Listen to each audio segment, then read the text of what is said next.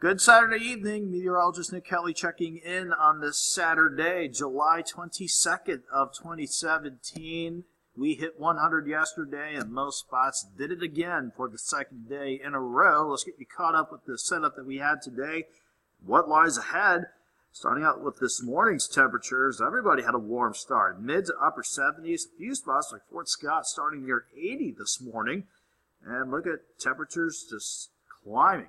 This afternoon, 99 in Columbus, 104 in Sedan, 101 in Independence, Miami, downtown Joplin, while Fredonia and Chanute topped out at 102. The cooler spots, if you want to call it that, still were high, with highs pretty much in the mid to upper 90s, back at about 340 this afternoon. Latest look at the Skywatch Storm Tracker as of 9:37 on this Saturday night has excessive heat warnings in the magenta and heat advisories in the orange, extended for yet another day. Those will hopefully expire by 7 o'clock tomorrow evening as thunderstorm chances work in and the cold front tries its best to drop some of the heat and humidity, or at least scrub some of it out of the area. At 9:38, the Skywatch Storm Tracker didn't have a lot on the map in our immediate area, but we venture to the north. We do see some thunderstorms, in fact, a good batch of thunderstorms that managed to stretch all the way back to about, let's say, Hayes in central parts of Ellis County, along I-70 back to Salina, Russell, Abilene, Junction City, Topeka, including a couple of random severe thunderstorm warnings on the south side of the Kansas City metro. For most of the day, though, it's been fairly quiet.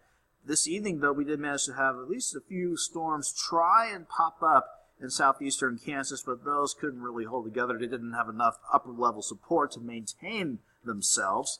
However, the impressive show so far has been just to the north, and that is indicative of thunderstorm chances along a front that's finally going to work in.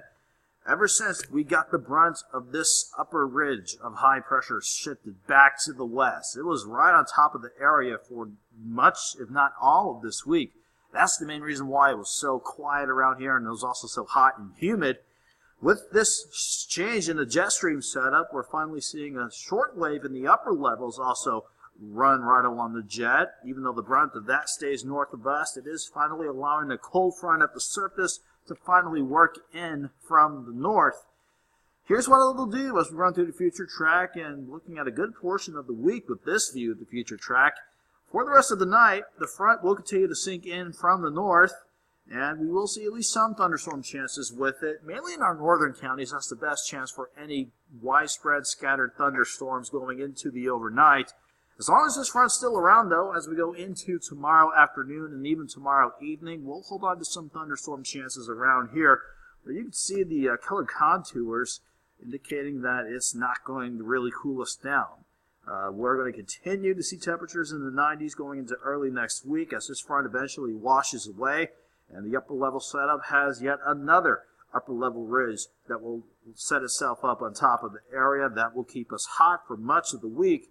Then, hopefully, as we go into Friday, the jet stream finally edges closer to us once again, hopefully allowing another system to bring in some thunderstorm chances on Friday and maybe some more cooler air going into next weekend. We'll see how that unfolds in the days to come.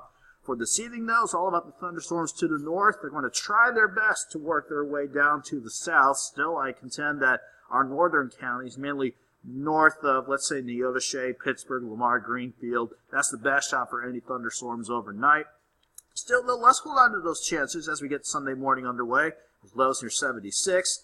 And again, you can see, even though we keep some of the cloud cover around and some thunderstorm chances with that front hanging around, it's not going to cool us down a lot. Thinking highs right around 94 degrees. But I do want to hold on to some thunderstorm chances under partly cloudy skies going into Monday morning.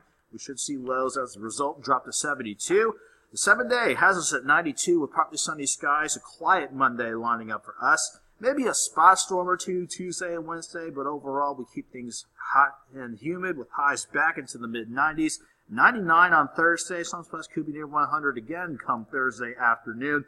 And then we'll see how next weekend's system unfolds. If it unfolds as we're seeing things right now, hopefully we can drop temperatures to 90 by Friday with some scattered storms around, and hopefully 85 by Saturday. Again, That will be pretty nice to give us a break from all the 90s and the triple digits, but we will, again, keep our eyes on that system, and hopefully we can get some cooler air back in here soon. Have a good night. Have a great Sunday.